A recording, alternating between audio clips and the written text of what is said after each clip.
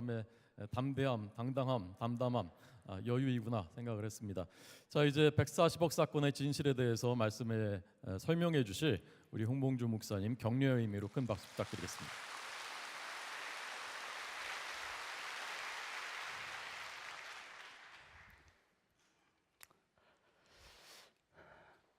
영상 볼수록 아주 감동이 많이 되죠.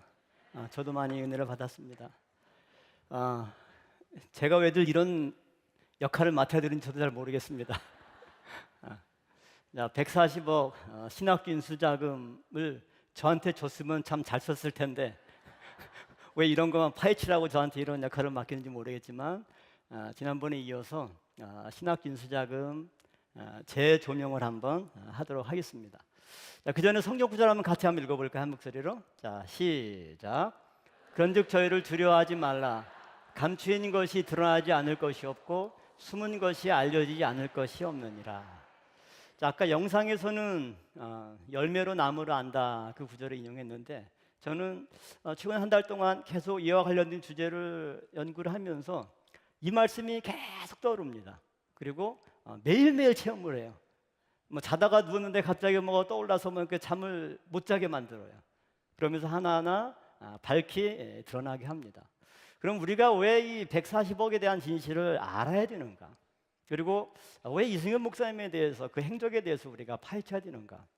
사실 뭐 저하고 개인적으로 이승현 목사님하고는 한 30년 넘는 사이고 헵시바 때부터 같이 제가 헵시바 88년도 회장할 때 군대 제대하고 이제 막 그 헵시바에 나왔던 기억이 나서 워낙 열심히 했던 거고 그런 기억들 동역자로서 같이 교역자로 활동을 한 상태에서 어떻게 보면 마치 이제 서로 이렇게 대치해 있는 것처럼 이런 상황이 저도 개인적으로 불편하고 그럴 이유가 하등 없습니다. 그러나 정말 교회의 사명과 올롱 목사님의 그 뜻을 받든다는 입장에서 우리가 인간적으로 볼 것이 아니라 하나님께서 우리 교회를 통해 주신 이 귀한 사명, 이 큰 재산을 어떻게 활용했는가 이것을 분명히 알아야 되고 또 그거를 활용한 모습을 보면 그분의 진실성과 또 그분이 전하는 말씀의 어떤 신뢰성과 아주 밀접하기 때문에 우리는 이것을 잘 알아야 되는 거죠.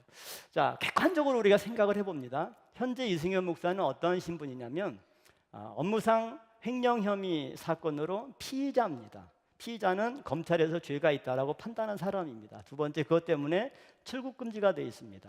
그리고 구속영장까지 청구돼서 1차는 기각당했지만 아까 뭐 얘기한 혐의가 없어서 기각됐다 이거는 법의 아주 기초도 모르는 아주 몰상식한 발언입니다. 구속영장 청구는 혐의 여부와 상관없이 증거인멸의 우려와 도주의 우려 이 두 가지 기준으로 보는 것입니다. 그래서 현재 이승현 목사님은 매우 심각한 범죄 혐의를 가지고 있는 분이고 이분이 우리 교회 당장을 6년 동안 하셨던 분이고 또 구속사 강사로 국내적으로 대표로 각인이 된 분이기 때문에 이분의 실수는 개인의 실수로 끝나는 것이 아니라 우리 교회와 원로 목사님의 명예에 엄청난 오점을 남기기 때문에 이 부분을 제대로 처리하지 못하면 그 모든 것을 우리가 같이 뒤집어 쓰게 됩니다. 예를 하나 들어볼게요. 여러분이 전도를 합니다. 우리 교회 목사님 말씀을 기가 막히게 잘 전하고 와서 한번 들어보라고. 그러니까 이제 내가 가보겠다고. 근데 그 목사님이 뭐 좀 문제가 있어. 그러니까 횡령 혐의로 해가지고 수사를 받고 있는데 그것 때문에 출국 금지가 돼서 해외 세미나는 못 가셔. 근데 구속영장도 청구됐는데 하나님의 은혜로 구속영장이 기각이 됐어. 얼마나 은혜인지 몰라. 꼭 와봐. 오겠어 안 오겠어요? 그러니까 우리는 지금 내부에서 이게 처음부터 이런 게 아니라 처음 시작해서 조금씩 가다 보니까 어떤 감각이 무뎌져 있는데 결론을 객관적으로 놓고 여러분이 여러분의 아는 친척이건 뭐 직장 사람이건 사회 아는 사람들한테 객관적으로 우리 교회 얘기하지 말고 창피하니까 이러이러한 목사님이 있다 얘기해 보세요. 미쳤다고 그럴 거예요. 그러니까 이런 현실을 정확히 직시하자는 거죠. 그럼에도 불구하고 이승현 목사님은 이 문제에 대해서 솔직한 해명이나 사과 없이 패턴이 똑같습니다. 일단 부인합니다. 증거가 드러나면 그 다음에 변명합니다. 변명하면서 어떻게 합니까? 책임 전가를 합니다. 근데 책임 전가를 누구한테 합니까? 원로 목사님께 해요. 저는 이게 제일 화가 나는 겁니다. 그래서 거짓을 거짓으로 덮으려 하다 보니까 1년 반 동안 교회가 이렇게 어그러진 거죠. 기독교는 어떤 죄를 지어도 회개하면 다 용서해주고 품어주는 것이 기독교입니다. 교회입니다. 그러나 거짓을 고백하지 않고 거짓으로 덮으면 그것은 하나님의 심판밖에 없습니다. 지난번 공동회 기도회 때 이렇게 얘기하더라고요. 아니 고장난 게 있고 문제가 있으면 고쳐서 쓸 생각을 해야지. 왜 나를 횡령범으로 말해서 죽이려고 그러냐고. 고쳐 쓰는 거는 주인의 마음입니다. 쓸모없다라고 하면 그릇을 파기할 권세도 주인에게 있고, 또 귀퉁이가 나갔어도 아까 보니까 쓸 권한은 주인이 판단하는 겁니다. 그 전제 조건은 뭡니까? 교회에서는 잘못을 고백하고 회개할 때 주인은 쓰는 거지, 그렇지 않으면 아무리 좋은 것이라도 순식간에 파기하고 끝내버리는 거죠. 지금 현재 우리 교회 문제는 140억 돈 문제가 아닙니다. 그거 없다 하더라도 그것보다 훨씬 많은 재산을 우리에게 남겨주고 가셨고, 우리가 하나님의 말씀을 전파하는데 조금 더 어려움이 없습니다. 문제는 재산이 아니라 성도들의 영혼을 훔치는 것이 엄청난 죄악이고, 이것이 제일 화가 나는 겁니다.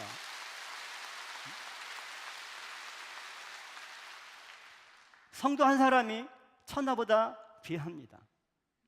그 영혼을 자기의 죄를 덮기 위해서 거짓으로 미혹해서 변명으로 일삼는 가운데 잘못된 판단을 하게 해서, 오늘 예배 끝나고 보셨죠? 모리아 계단에서 뭐하고 있습니까? 피켓 시위를 하고 있어요. 예루살렘 성전 당회 장소를 점거합니다. 에녹 성전에서 옮기니까 글로 몰려 들어가 가지고, 왜 여자들이 당위원도 아닌데 장로회관에 막 몰려 들어갑니까? 그런 상황에서 빚어졌는데 이제는 그냥 무슨 자해공갈단도 아니고,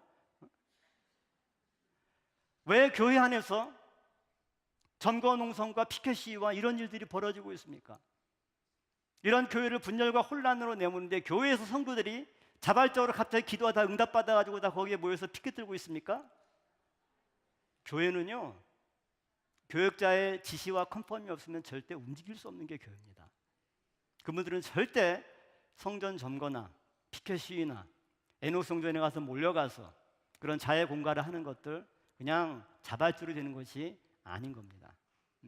이런 상황을 우리가 똑바로 알고 교회를 지키고 말씀을 전한다라고 하는 것은 순수하게 말씀만 전하는 것이 아니라 늘 그 말씀을 전하는 것을 방해하는 사단의 공격을 염두에 두고 그것을 막지 못하면 모든 것을 잃을 수 있기 때문에 우리가 똑바로 알고 우리 평강농산을 지키고, 원로 목사님께서 우리에게 물려주신 영적인 재산, 물질적인 재산, 가장 귀한 성도, 사람의 재산을 지키는 게 우리의 사명이라고 하는 거죠. 자, 그럼 두 번째로 업무상 횡령죄가 뭐냐? 가장 기본 개념부터 정리를 해드리겠습니다. 첫 번째 형법 제356조에 보면 재물의 점유를 합법적으로 취득한 후, 자, 합법적으로 취득한다라고 하는 거는 이제 교회에서 140억 지출한 거, 그거를 얘기하는 겁니다. 이건 아무 문제가 없습니다. 그 이후에 부정하게 유용하는 거, 부정한 유용이 뭐냐면 주식 투자나 부동산 투자, 뭐 유흥 도박에 탕진하고 뭐 하는 뉴스에서 보는 이런 모든 것들이 횡령 범죄의 대표적인 사건들입니다.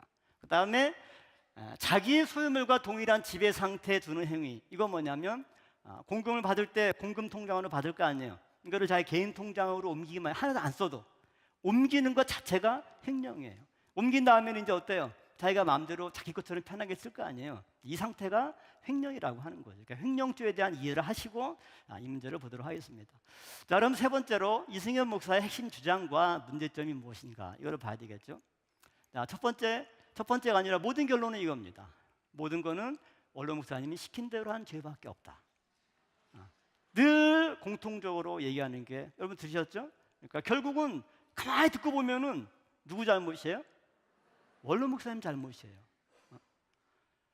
자, 원로 목사님을 횡령, 그러니까 이제 뭐라고 하냐면 사업자 계좌에서 개인 계좌로 옮기라는 지시를 했다고 지난 4월 1일에 처음 얘기해요. 이승현 목사 특징이 뭐냐면 하나 얘기하다가 쭉 얘기하고 그 다음에 슬그머니 하나 더 얹어요. 그리고 그게 이제 일상화되면 또 하나 싹 얹어요.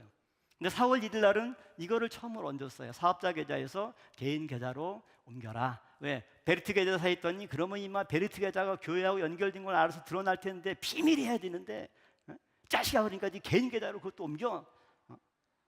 그 얘기를 왜 했을까요? 아까 얘기했듯이 횡령죄 성립 여부가 뭐예요?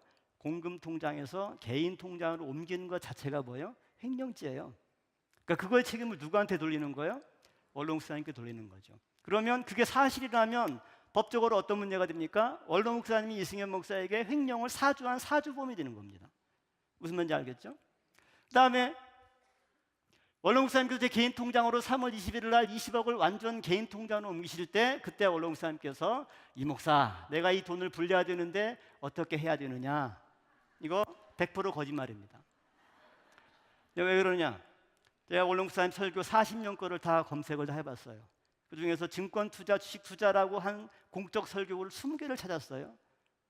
원로 목사님 일관된 메시지는 뭐예요? 왜 증권 투자나 주식 투자를 원로 목사님께서 싫어하실까? 그거에서 돈을 잃고 따고 문제가 아니라 원로 목사님의 정신은 그 설교를 분석해 보니까 사람은 말이야 땀 흘려서 일해서 돈을 벌어야 잘 게 되지, 노동하지 않고 번 돈은 다 나가니까 기독교 정신은 뭐냐?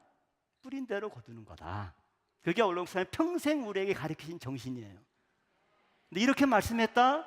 이거는 100% 거짓말이고요.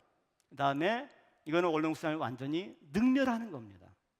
제가 화가 나고 이 문제에 대해서 제가 파기 시작한 이유는 돈 때문이 아니라 그 문제를 덮기 위해서 원로 목사님이 이렇게 완전히 망가뜨리는 것을 제가 참을 수 없었기 때문에 이 문제를 제가 다룬 겁니다.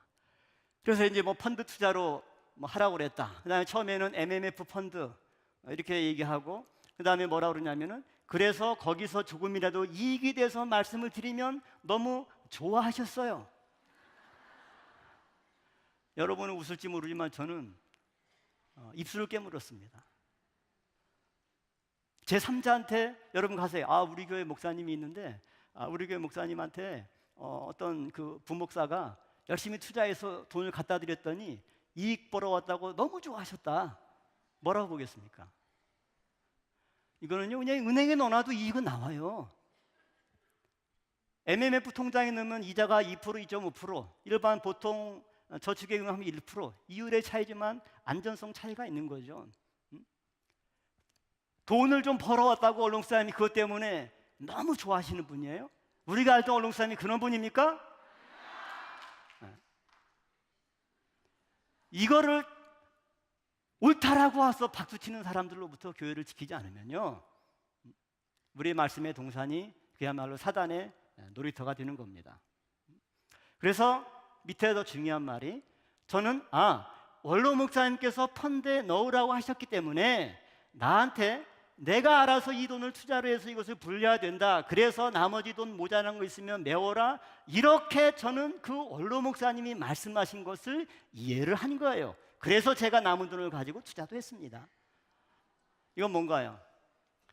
투자는 원로 목사님이 지시한 거야? 아니면 원로 목사님이 하나 얘기했으니까 이게 원로 목사님 뜻이 그렇구나라고 내가 이해를 해서 내가 투자했다라고 지금 자기 고백을 하고 있죠. 우리말에도 핑계 없는 무덤 없다고 그랬잖아요. 어떤 사람이 성폭행으로 걸려서 이제 수사를 받습니다. 당신 말이야 멀쩡히 생겨가지고 왜 함부로 해서 이런 나쁜 짓을 지었어? 했는데 악수 한번 하자고 해서 손 잡아주길래 나는 몸도 다 허락한 줄 알고 제가 그랬죠. 그러면은 받아들이겠습니까? 펀드에 넣으라고 하는 말을 설사 했다 하지라도 원로 목사님 펀드에 넣으라고 했으니까 이 돈을 투자해서 불려야 된다, 이렇게 생각해서 내가 남은 돈 가지고 투자했다. 이거는 동기와 어떻든지 간에 이거는 횡령범을 스스로 고백하고 있는 거고요. 그 다음에 이런 모든 것들, 지시하는 행위, 그 다음에 이런 목적에 투자하는 거, 펀드 계좌를 개인 통장으로 옮기는 거, 그 다음에 인수자금에서 7, 8억 정도 다른 용도로 사용했다, 이거는 원로 목사님 횡령범으로 얘기하는 거예요. 원로 목사님도 신액 인수자금인데 7, 8억을 딴 용도로 썼으면 원로 목사님이 횡령을 저지른 거예요. 그러면서 마지막에 원로 목사님은 뭘 해도 죄가 안 된다. 왜? 2001년도에 당회에서 원로 목사님께 재정권을 위임했기 때문에. 재정권은 재정을 지출하는 어떤 목적으로 얼마를 지출해라 이런 결정 권한인 거지, 재정권이 있다고 자기 마음대로 다 갔습니까? 그건 잘못된 거죠. 이 얘기를 왜 합니까?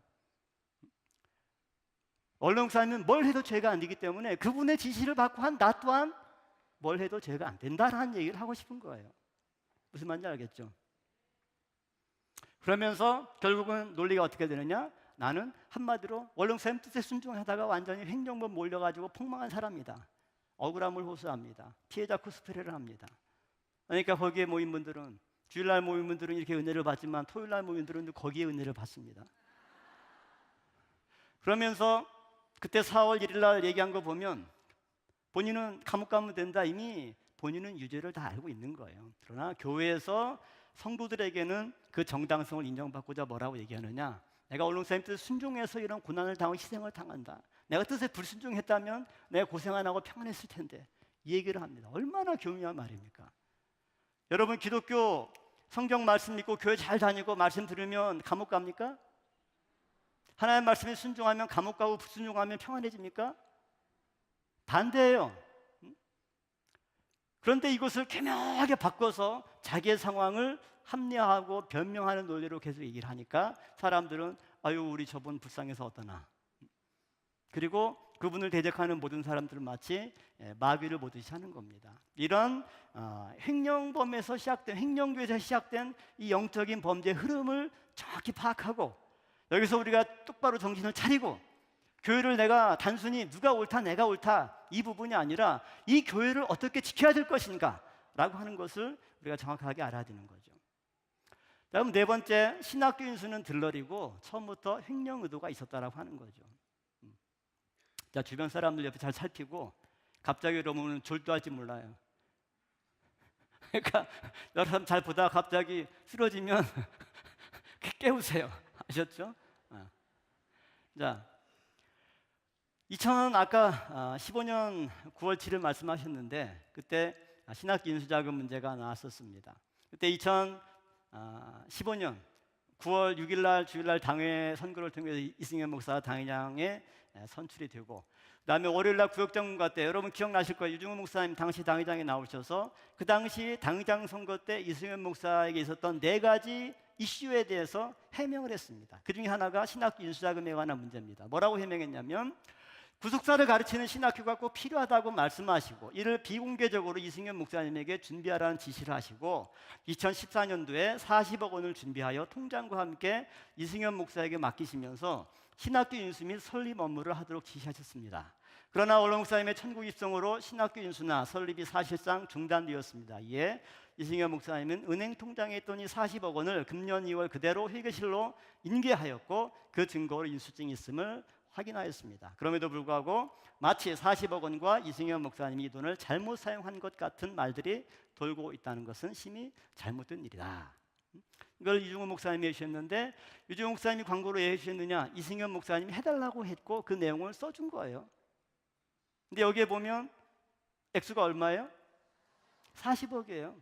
저도 그 당시에 45로 들었었고, 이 내용은 그 다음 날 9월 8일 날 안모 장로님이 저한테 이메일을 보내서 당회장 말씀 정리 제목으로 해서 전 성도들에게 월요일 날 유종호 목사 했던 광고를 전달할 예정인데, 이 당은, 그러니까 이승현 목사는 금요일 아침에 돌리라고 하시는데 더 빨리 돌렸으면 합니다. 이 안모 장로님은 그 생각이 들어서 저한테 이 이메일을 보내서 이승현 목사와 상의해서 빨리 돌릴 수 있도록 해달라. 그리고 여기에 파일이 첨부되어 있어요. 당회장 말씀이라고 하는 파일이. 이 파일을 누가 썼느냐? 이승현 목사가 쓴 겁니다. 그러니까 이거는 유종훈 목사가 뭐 지어서 한 것이나 본인이 그 신학기 인수자금에 대한 해명을 했는데, 얼마로 해명했어요? 40억으로 해명하고 40억을 입금했습니다. 그 당시는 누구도 얼마 간지 몰랐기 때문에 그게 단도 알았어요. 100억은 전혀 언급을 한 적이 없는 거죠. 그러면서 지난 4월 1일에 신학기 인수자금, 해외 신학기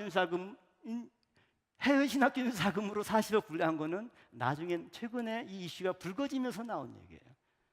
그러면서 이제 얼렁쌤 소천 이후에 해외 신학기 인수할 수 없으니까 그거는 반납했고 국내 거 100억은 가지고 있었다. 나중에 해명하는데, 해외 신학교가 비싸요? 국내 신학교가 비싸요?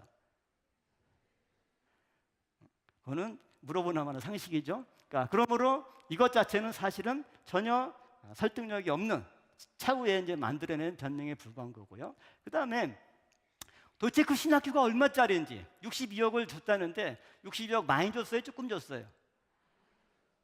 모르죠. 신학교가 1000억짜리면 조금 준 거고 신학교가 10억짜리면 많이 준 거죠. 그러면 적어도 이거에 대해 해명하려면 그 신학교가 얼마짜리인데 어떤 조건을 인수하려다가 그래서 62억을 줬는데 이제 얼마만 더 주면 우리가 인수할 수 있다. 언제 인수할 수 있다. 뭐 이거가 나와야 되는데 전혀 안 나와 있어요. 자, 여러분들이 우리 동네 푸르지오 아파트 있죠? 아파트를 15억에 32평짜리 아파트를 사가지고 왔어요. 비싸게 샀나요? 싸게 샀나요? 여기 푸르지오 아파트 32평 15억에 샀어요. 엄청 비싸죠? 시세보다 2배 이상 비싸죠? 그러니까 뭐라고 그래? 32평 강남에 가니까 50억도 넘던데 15억 싸가지고 샀어요. 통해요, 안 통해요? 자, 대한신학교 이게 얼마짜리일까요? 이승현 목사가 한 번도 얘기를 안 해줘서 제가 궁금해서 찾아봤습니다. 자, 거래계약서 이승현 목사가 2014년 4월 1일자로 거래한 거래계약서 내용이 뭐냐면 대한신학원대학교와 인수와 관련해서 85억을 지불하고 학교의 채무를 승계하기로 한다. 4월 1일자 계약하고 4월 4일 날 계약금 10억 원 지불하고 6월 30일까지 2차 지불금 30억을 지불하고 3단계 2015년 4월 30일까지 3차 지불금액 45억 원을 지불하는 걸로 2014년 4월 1일 총장 황원찬과 계약서를 썼습니다. 사인했는지 안 했는지 몰라요. 근데 이제 이대로 되지는 않았어요. 그리고 계약서도 문제가 있죠. 총장은 법적인 아무 권한이 없는 사람이 이사장하고 해야 돼요. 근데 어쨌거나 2014년 당시에 기간이 1년 안에 인수하기로 했구나. 가격을 85억에다가 플러스 채무 인수. 채무가 또 얼마인지를 봐야 될 거 아니에요. 그래야 아니면 가격은 뭐 10억짜리인데 뒤에 숨은 부채가 100억 있다. 그러면 안 되는 거 아니에요. 그렇죠? 그래서 대한신학교의 자산 가치를 한번 알아봤습니다. 이거는 합산 대차 대조표. 외부 회계법인에서 1년마다 사학법인도 의무적으로 감사를 받고 교육부에 보고하고 공시를 하게 되어 있습니다. 그래서 대학 알림이 사이트에 보면 최근 3년 거가 다 공개되어 있는데 2021년도 자산 총계가 118억, 2020년도에도 118억, 조금 차이 나고요. 부채가 2021년도에 48억, 2020년도에 50억. 그 빼면 순자산 가치가 얼마 정도 돼요? 한 70억 정도 되는 학교잖아요. 그리고 2023년 작년 9월 23일 날 이사회 회의록도 보면 2019년, 20년 자산 총계, 부채 총계 쭉 하는데 2019년에는 77억, 2020년에는 118억. 또 이제 아마 공시지가로 했다가 시세로 이렇게 변동하면 자산 가치는 이제 부동산이 주기 때문에 이런 변동이 있어요. 부채는 뭐 53억, 50억 비슷비슷해요. 그러면 인수하려고 했던 2013년, 14년 그 당시는 이게 얼마였느냐? 2014년, 15년 당시 자산 가치를 보니까 대차 대조표를 보면 학교법인, 대한신학교, 법인에서 이제 그 설치학교라고 그러는데 설치학교, 대한신학교가 30억 2천만 원. 그다음에 고정자산, 토지 및 건물이 43억. 그러니까 자산 총계가 한 74억 정도 되는. 그러니까 그 당시 전체 자산 총계가 74억이니까 보통 사학법인은 운영권을 인수하는 거거든요. 그러니까 이거에 한 3, 40%. 그러니까 한 2, 3, 40억 정도면 충분히 인수할 수 있는 정도의 자산이라고 하는 거죠. 그래서 여기 재무제표를 보더라도 자산 총계 74억. 그리고 2014년도에는 부채가 얼마냐면 그때는 17억 정도 부채 총계가. 그렇게 해서 이런 재무제표를 보면 이거는 이제 교육부에서 정보공개 청구하면 옛날 거는 다 나와요. 그래서 2014년부터 2022년까지 대차 대조표, 뭐 운영 여러 가지 이제 재무제표들을 제가 전공이 전혀 경영한 건 상관없지만 다 봤습니다. 그렇게 하고 그다음에 운영계산서 2014년 13년 운영계산서는 뭐냐면 기업으로 얘기하면 1년 동안 장사해서 돈을 얼마를 벌었냐 어떤가 그런 건데 2013년 14년 당시에 1년 운영 수입이 18억 운영 비용이 21억 그 말은 뭐냐면 3억 정도 적자가 나는 학교라는 거죠. 그래서 적자가 2억 9,600, 29,432원 적자가 났어요. 그리고 이게 이제 작년 2022년 기준으로 보니까 운영 수입이 28억, 운영 비용이 32억, 적자가 한 4억으로 불어났어요. 그러니까 매년 3, 4억 적자가 나는 학교입니다. 그리고 인수 당시에 자산 가치는 한 70억 정도. 그런 학교를 여러분이 140억 주고 사시겠어요? 그런 걸 가리켜서 호갱이라고 그러죠. 그다음에 그 당시 서재주 교수가 이승현 목사에게 대한신학교 부채를 보고한 액수가 얼마냐? 40억 3천만 원. 그러니까 2014년 7월 29일 이메일을 통해서 이승희 목사에 보고했고요. 거기에 첨부된 파일이 이 메모장 하나입니다. 채무 현황. 저는 이건 뭐 장난하는 줄 알았어요. 초등학교 애들 42억 3천만 원짜리 채무 보고서가 메모지 한 장으로 이렇게 되어 있습니다. 화 안 나세요? 네. 화 나는 분 한번 박수 한번 쳐보세요. 네. 저는 화 나는데 박수 치는 분은 처음 봅니다. 자, 그래서 저는 140억 이거는 원로 목사님께 허위 보고한 의혹이 크다. 원로 목사님이 기도하다 갑자기 얌마 그거 140억이야 그러고 줬을까요? 중간에 서재주 교수가 중재를 했고 계속 보고하면서 그 학교 매물이 140억입니다. 보고를 했기 때문에 줄 거 아니에요. 원로 목사님은 부동산의 전문가예요. 그래나 주문진 사더라도 매물 60억, 65억 나오는데 흥정할 때 처음 얼마 치는지 아세요? 30억 치는 거예요. 주인이 입을 다물지 못하고 쳐다도 안 보는데 1년을 끌면서 결국은 한 32, 3억에 샀던 거예요. 전부 다 주문진도 그렇고 구례도 그렇고. 그런데 오롱사님 140억을 다 줬다는 것은 뭐냐면 충분하게 어떻게든 그거를 소명해서 그거를 설득을 했다는 거죠. 저는 이걸 보면서 완전 이거는 원롱사님 자체도 숙였구나 이렇게 볼 수밖에 없는 거고요. 그 이유가 뭐냐면 그래서 저는 다른 사학법인을 인수한 사례를 상대 비교해 보려고 그러는데 뉴스를 보니까 2008년도에 청주 서원대가 있는데 이게 매물로 나왔어요. 이때 이 청주 서원대를 매물로 살려고 했던 주체가 누구냐면 현대백화점 그룹이에요. 근데 2008년도 6월 18일 때 뉴스를 보니까 서원대 인수를 포기했어요. 서원대에서 무리한 요구를 했는데 그때 현대백화점이 제시한 요구액이 얼마냐? 95억. 서원대 측이 제시한 비용이 187억. 그래서 이게 무산됐어요. 그리고 2012년에 모업체가 서원대를 100억 원에 인수했어요. 야, 그거 알았으면 140억으로 서원대 인수하고 남는데. 지방이지만 종합됩니다. 거기다 신학과 하나만 넣으면 신학과 단과대를 만들면 아무 문제 없이 지방에 종합 사립대 하나 갖고 신학대학도 운영할 수가 있습니다. 또 진명여고라고 2018년도에 몇 년 안 돼요. 목동에 있는 진명여고 진명학원이 매물로 나왔는데 호가가 140억인데 성사된 가격이 75억이에요. 이런 학교에 비해서 대한신학교는 훨씬 떨어지는 거죠. 자, 여기서 보면 이게 서원대예요. 건물이 22개 있더라고요. 이게 얼마짜리예요? 100억짜리. 오른쪽이 대한신학교입니다. 건물 2개 있습니다. 왼쪽 건 4층짜리, 이건 3층짜리. 이게 얼마라고요? 140억. 140억까지 오르면 뭘 사겠습니까? 현대백화점 그룹에서 95억이 인수하고 44억을 투자해서 부채를 정리할 계획을 세웠다고 아까 뉴스에 나와요. 130억 정도 가지고 지방 종합대를 사서 부채를 인수하고 대기업에서 경영을 하려고 그런 건데 이 조그만 안양에 있는 이 학구방 같은 신학교를 인수한다고 140억? 제가 이건 작년에 한번 가보고 너무 어이없어서 사진 찍어놓은 거예요, 제가. 그런데 이런 학교라도 62억을 지급했으면 학교가 어때요? 부채라도 갚아야 될 거 아니에요? 부채가 지금 너무 많아서 대한신학교는 법원에서 파산 절차가 지금 진행되고 있어요. 무슨 말인지 아세요? 빚을 갚기는커녕 빚이 더 늘어났고 그래서 작년 2022년 9월 23일 날 이사회 안건이 뭐냐? 파산 절차는 그냥 법인 다 철수하고 그냥 아예 공장 회사 문 닫는 거예요.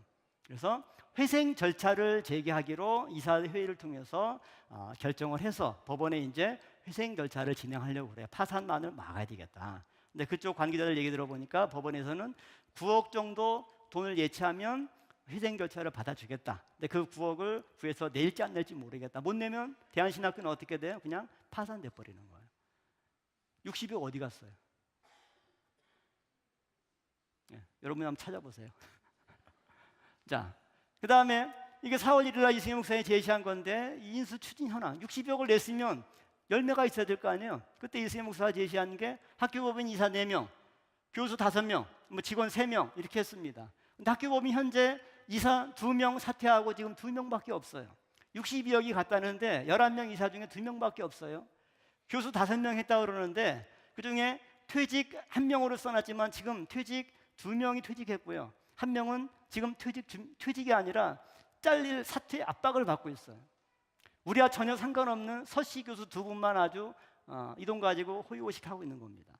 그래서 여기에 류땡땡 교수님은 뭐 재임으로 나와 있지만 며칠 전에 고용노동부에 임금 체불로 노동부에 진정을 해서 접수가 된 거예요. 작년 1년 동안 100만 원씩 월급 2번 받았어요. 교수가. 그래서 이 사진 4명 중 2명이 퇴임하고 교수 중 5명 중 2명 사퇴하고 1명은 사퇴 압박을 받고 있어요. 직원들 3명 근무한 거 인수 자금 들여서 할 우리 실익이 아무것도 없잖아요. 인수가도 엄청나게 터무니없이 비싸지만 60억 들어갔다는데 우리가 지금 얻은 결과가 뭐예요? 아무것도 없어요. 더더군다나 3월 20일자로 우리 측 교수에게 보낸 그쪽 교수 통지서입니다. 뭐라고 나와 있습니까? 한국교계가 이단으로 규정한 평강제일교 이승현 목사의 추천으로 본교의 교수가 되었다고 명예총장 황원찬과 행정본부장 및 교목실장인 박재병 교수에게 사실을 확인했습니다. 이단의 우두머리는 서재주 교수라고 하였습니다. 한마디로 지금 빨리 물러나라고 하는 내용 증명을 지금 보내는데 뭐라고 그래요? 우리 교회를 계속 60억 받고 우리를 지금 뭐라고 욕하고 있어요? 이단이라고 욕하고 있어요. 누가? 황원찬이. 돈 받은 사람이. 그리고 2019년 알다시피 3월 5일자로 이승현 목사가 다시는 인수하지 않겠다 확인증 써줬고 이게 교계 뉴스에 다 나왔던 겁니다. 이런 부분 자체가. 그러니까 저는 이 내용들을 쭉 보면서 오늘 목사님 그렇게 이승현 목사 말대로 내 손 꼭 붙잡고 내 평생 소원이야. 그 소원을 이렇게 무참히 짓밟고 이 돈 가지고 장난치고 이게 어이없는 행동을 했나. 생각만 해도 정말 잠을 잘 수가 없겠죠. 5번째, 횡령의혹의 근거와 내용들을 한번 보도록 합니다. 2014년 12월 한 달간의 이승현 목사 행적을 한번 살펴볼 거고요. 대한원격신학연구원의 충격적인 실체를 한번 볼 겁니다. 여기서부터는 이제는 안전벨트를 매고 보세요. 자, 이거는 작년 3월 20일에 이승현 목사가 해명하면서 신학계에 지출된 내역을 이제 PPT로 한 거 익숙하죠? 그리고 이거는 제가 3월 19일에도 제시했지만 제가 사실 한 2, 3년 전에 이 종이 한 장을 받았어요. 받았는데 뭐 이걸 가지고 뭐 확인할 수 없으니까 이거 뭐 신빙성 있겠나. 근데 3월 19일 날 설명하기 전에 전날에 어느 분이 뭐 자료를 이렇게 뭐 주셔가지고 쫙 봤더니 이거 관련된 근거들이 쭉 나와요. 차용증 번호가 지금 매겨져 있는데 이게 해당하는 게 이제 이 날짜에 1, 2, 3, 4, 5, 7, 8, 9, 11, 12, 13, 14, 14, 15 15개 차용증이 이제 확인이 되고 이 내용이 서로 일치하는 거예요. 그러니까 이 서류는 지금 확인해 보니까 100% 팩트를 정리해 놓은 서류예요. 맨 마지막에 언제냐? 2015년 10월 15일 날 마지막에 이제 여기 1억 입금하고 2년치 내용을 정리한 한 장짜리 서류고 그다음에 이와 관련된 각 차용증과 관련 서류가 쭉 있던 겁니다. 자, 이거를 잘 보시면 먼저 7번 12월 27일 2014년 12월 27일이에요. 3억 8천이 신학교에 입금됐죠. 자, 차용증서 7번입니다. 2014년 12월 23일. 자, 이 차용증서는 실제 날짜는 언제 썼느냐? 2014년 12월 23일 날 쓴 겁니다. 2014년 12월 23일이 요일은 무슨 요일인지 아세요? 화요일입니다. 전날 22일이 무슨 날인지 아세요? 우리가 오늘 목사님을 여주의 휘선동산에 모셔드린 날입니다. 그 다음 날 이승현 목사는 화요일 날 오후 1시 54분 50초에 이 서류 작성에 엔터키를 눌렀습니다. 3억 8천짜리 차용증을 썼어요. 그 다음에 이 확인증이죠. 이거는 2014년 1년치 내역을 다 이제 정리한 확인증이죠. 이건 언제 했느냐? 24년 화요일 날 오후 1시 52분. 이거 먼저 하고 2분 있다가 아까 3억 8천짜리 차용증을 쓴 겁니다. 그러니까 나이 드신 분들은 모르겠지만 젊은 사람들은 다 알죠. 모든 디지털 문서는 다 지문처럼 흔적이 있습니다. 감출 수가 없습니다. 워드 문서 딱 치면 작성자 컴퓨터 이름, 작성 날짜 이거는 절대 변경이 안 됩니다. 작성자는 LEESH. 뭐 SH 공사는 아니겠죠? 그 다음에 송금 날짜는 24일에 23일 날 작성하고 24일 날 송금하겠다고 밑줄을 쳐놨어요. 근데 우리 발표할 때는 27일로 그 날짜 발표를 해놓은 거죠. 도대체 12월 한 달 동안 이승현 목사가 무슨 일을 했는가? 아까 이 확인증은 이제 날짜별로 액수가 나와서 2014년 1년 동안 18억을 입금했다는 확인증이에요. 이거의 초안이 액수가 안 나오는 확인증인데 이 확인증은 언제 작성했느냐? 2014년 12월 15일 월요일 날 오후 4시 37분에 작성했어요. 이 12월 15일은 무슨 요일인가요? 월요일입니다. 다음 날 원롱사님 소천했어요. 12월 15일은 저 기억도 너무나 뚜렷하지만 그때 처음으로 우리 목사님들이 단체로 명지병원에 원롱사님 병문안을 처음 갔습니다. 말로만 보고 듣다가 아무 의식이 없는 원롱사님 보면서 저희가 정말 억장이 무너졌습니다. 갔다 와서 이승윤 목사는 확인증을 작성했습니다. 그 다음에 12월 1일 날 영등포 세무서에서 사업자 등록증을 하나 만들었는데 상호는 대한원격신학연구원, 주소지는 당산동 건물입니다. 개업연월일은 2014년 12월 17일로 했어요. 그러니까 아마 2013년 12월 17일이 승리날이니까 아마 그날을 개업연월일로 정해서, 왜냐면 사업자 등록증은 미리 발급을 할 수가 또 발급합니다. 여러 가지 세금 계산서나 이런 것 때문에. 이제 대한원격신학연구원에서 처음 들어보는, 여러분 들어본 적 있나요? 아무도 없죠. 도대체 저게 뭔가? 근데 우연히 거기에 확인서가 하나 있어요. 확인서 내용이 뭐냐면 본인은 원로 목사님의 유지를 받들어 구속사의 말씀을 인터넷을 통하여 각 신학교와 신학생들에게 전하기 위하여 대한원격신학연구원을 지원하고 있으며, 그러니까 본인이 대한원격신학연구원에 지원하고 있다는 거예요. 그래서 이에 우리 지교 이름이 지교 여선교회에서 매달 50만 원씩 대한원격신학연구원에 후원함의 진심으로 감사드리며 이를 확인하는 바입니다. 2015년 7월 13일로 확인서를 썼어요. 그래서 이게 뭔가? 고양이 꼬리 같은 게 있길래 잡아당겨 보니까 꼬리가 너무 길더라고요. 계속 나오는데 고양이인 줄 알았더니 코끼리가 나왔습니다. 그래서 거기서 2012년부터 2016년 12월까지 6년 동안 3,250만 원을 그 지교회 여선교에서만, 지교회도 아니고 지교회 여선교에서 액수를 송금했는데 12년부터 15년까지는 베리트 신학대로, 계좌번호는 신한은행 140인데 이게 베리트 공식 계좌가 아니에요. 거기는 110으로 시작되는 거고요. 이거는 그냥 이승현 목사 개인 계좌인데 여기로 2,400만 원이 4년 동안 입금됐고, 그다음에 2015년 8월부터 16년 12월까지 850만 원이 입금이 된 겁니다. 그러니까 한마디로 이 대한원격신학연구원, 이것은 원롱사 뮤지와 상관이 없어요. 그러니까 어떤 이런 후원금을 받기 위한 일종의 페이퍼 컴퍼니 같은 역할을 하고 있고, 여기에 계좌가 3개가 나옵니다. 베르트 이승현 목사 계좌와 농협은행 계좌와 우리은행 계좌. 이건 각각 제3자 명의로 개설한 통장이에요. 또 왜 2014년 12월 달에 되자마자 이런 개인 사업자로 대한원격신학연구원을 만들었을까 찾아보니까 그전에 운영했던 베리트 원격 평생연구원이 2014년 12월 21일자로 이제 폐업을 하고 이제 운영이 안 되고 적자가 나니까 승천 장로님한테 양도해서 승천 장로님이 이제 그 사업을 마무리했습니다. 이게 2014년 12월 11일까지요. 그 전까지는 이제 이걸 명목으로 한 4년간 2,400만 원 후원을 받다가 이게 폐업이 되니까 이거 명목으로 받을 수가 없잖아요. 그러니까 그 지교 여선교회 얘기해서 이제 베리트 끝났으니까 대한원격신학연구원 일로 후원해 주십시오라고 이승현 목사가 부탁해서 여선교회에서 그걸 했다라고 저한테 확인증을 보내왔었습니다. 그래서 이게 이제 대한원격신학연구원이 뭘까 보면 2014년 8월 19일에 대한신학교 이사장과 황원찬과 이승현 목사가 3자 간에 사인을 한 게 있습니다. 이건 도장까지 찍혀 있고 그다음에 학교 법인 도장까지 찍혀 있는 정식적인 계약서입니다. 이건 뭐냐면 대한신학교와 이승현 목사가 별도로 사이버 학교를 하나 만들어서 운영을 하자는 거예요.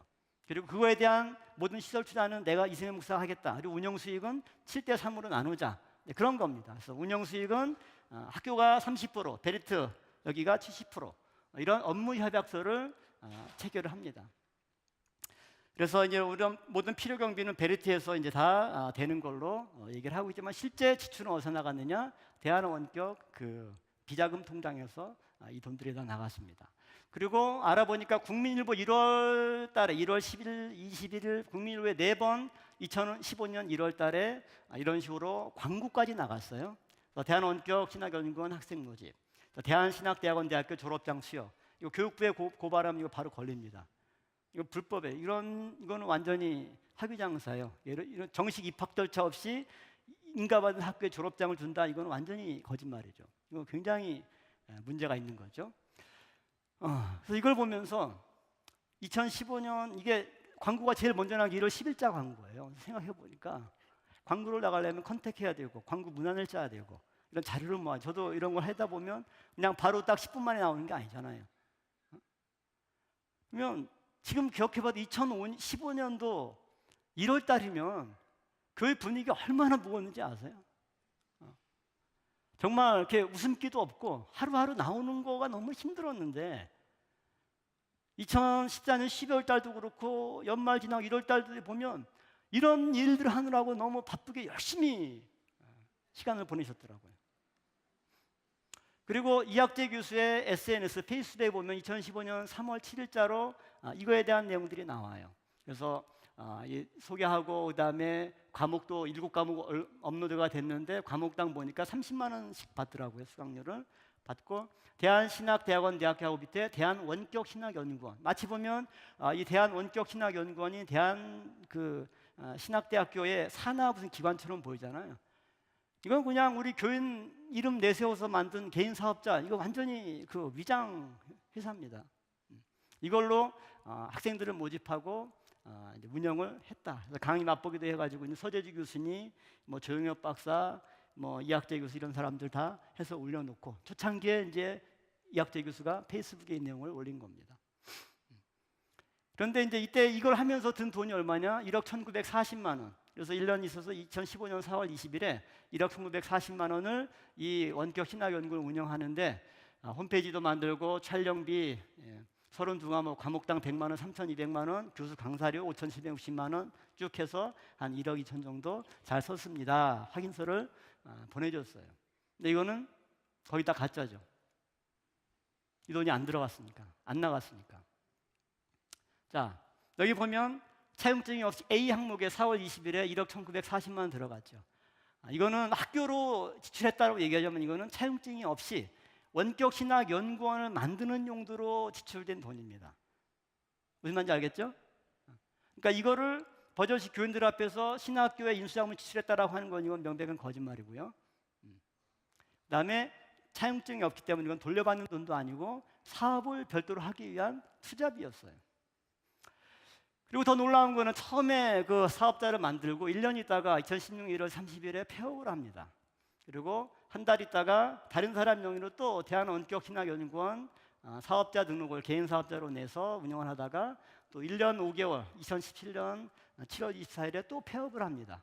그리고 다시 원격신학연구원으로 딴 사람 명의로 또 사업자 등록증을 내고 2020년 8월 31일에 폐업을 합니다. 마지막 할 때는 간이과세자로 해요. 간이과세자를 하는 거는 뭐냐면 사업이 별로 안 됐다는 거죠. 세금 낼 게 별로 없고 세금 계산서, 전자세금 계산서 발행할 일이 없으니까 간이과세자로 이렇게 하고 사업자는 여전히 당산동금을 5층인데 계속 사업자를 3번씩이나 반복해서 발급하면서 그를 유지를 하고 있었죠. 그리고 그 첫 번째 사업자를 발급한 사람 명의로 농협은행에서 천왕역 지점인데요. 여기서 통장을 개설을 했죠. 그래서 1년 정도 이거를 운영을 했습니다. 여기에 이제 한 3년 동안 얼마가 돈이 들어가냐면 1억 한 3천만 원 정도 받았습니다. 여기서 보면 쭉 이제 리스트가 다 나오죠. 그래서 촬영팀 식대니 촬영은 또 누가 했냐면 우리 교회 방송실 직원들이 가서 했어요. 촬영비 100만 원씩 나와 있는데 그래서 한번 물어봤죠. 야, 우리 100만 원씩 해서 3,200만 원 잡혀 있던데 실제로 받았냐 그랬더니 연말에 거기 비서 역할하는 전사님이 봉투 하나 들고 와서 이건 이승현 목사님 사비로 드리는 겁니다. 수고했다고. 만나면 감사하다고 인사하세요. 가서 끝나고 열어보니까 50만 원 들어있었습니다. 그리고 이건 두 번째 사업자 통장, 우리은행 통장으로 했던 예금거래 실적증명서인데요. 여기서도 보면 특이한 점이 이제 베리트나 다른 데서 이제 100만 원씩 이제 후원금이 들어오고 그다음에 2016년 7월 2일에는 이 통장으로 체크카드를 발급을 해서 주로 이제 호텔에서 식사를 많이 하셨더라고요. 또 강남의 그 신세계 메리어트 호텔을 아주 좋아하셨어요. 그렇게 해서 처음 사업자 통장 계좌 농협으로 했는 게 지출이 한 4,400, 그다음에 수입이 5,600. 여기는 또 한 장이 좀 빠져서 약간 차이가 있어요. 그다음에 두 번째 우리은행 통장으로는 한 7,800만 원 정도. 그래서 합치면 5년 동안 이 대한원격신학연구원을 통해서 수입 지출을 한 1억 한 3천 정도를 받은 겁니다. 이 받은 내용들 그러니까 보면서 제가 이제 5년치 통장 내역을 다 보니까 촬영비 식대로 나간 거 다 합산해 보니까 169만 8천 원이에요. 그리고 200만 원 하나 나갔고 강사비 다 합쳐 보니까 1,900만 원. 네, 400만 원은 100만 원씩 연구비 지원 딱 해서. 그러니까 이 사업을 하면서 확인서에는 1억 1,940만 원 지출한 걸 해놓고 실제로는 한 2,500만 정도 나갔고 이것도 다른 통장이 아니라 이제 어떻게 보면 별도의 이제 사업자를 만든 비자금 통장에서 나가고 나머지는 편하게 사용하신 거죠. 그래서 이 돈에서 뭐 총회도 지원하고 노예도 지원하고 개인 뭐 부조금도 내고 이런 것들이 많이 있습니다. 그래서 이제 서재주 교수 이메일 보면 강사를 책정할 때 100만 원씩 하다가 다른 교수는 70만 원만 했으면 좋겠다. 왜? 100만 원씩 주면 강의 촬영 쟁탈전이 생길 수 있는 우려가 있으니까 좀만 주자. 근데 아까 거기 서류에는 강사료를 얼마 책정했냐면 180만 원 챙겼어요. 실제 나간 거는 한 100만 원, 뭐 140만 원, 또 한 40만 원 이렇게 해서 나가고. 그러니까 1억 1,940만 원은 이건 전혀 별개의 돈으로 이렇게 나가고 신학교로 들어간 것도 아니고 그래서 사용증도 없고 근데 우리한테 보고할 때는 거기에 한 걸로 하고 그다음에 여기에 필요한 돈들은 별도로 후원금들을 모아서 거기서 돈들이 나갔다라고 하는 거죠. 그래서 대한원격신학연구원 흐름들을 보면 베르트 신학교에서 월 100만 원, 사단법인 성경보수교육교회 단체연합회에서 월 100만 원, 지교에서 월 50만 원, 기관 우리 교회 기관도 보니까 100만 원씩도 하신 기관이 있더라고요. 개인도 있고 신학균수자금도 여기에 좀 들어온 것 같고 이게 들어와서 여기서 운영비로 일부 나갔지만 나머지는 접대비와 그 다음에 노예, 총회, 개인 등 불법 지원비 나머지는 이런 비자금으로 2014년 12월부터 20년 8월까지 대한원격신학연구원이 이런 용도로 사용됐었고 또한 저도 2014년 이 당시면 누구보다도 교회 문제에 대해서는 잘 알고 있는데 저도 처음 들어보는 이름이 대한원격신학연구원이었습니다. 그래서 이거의 문제점이 뭐냐면 첫 번째 2014년 15년이 이승현 목사 당회장도 아니잖아요. 그때 당회장이 유중훈 목사예요.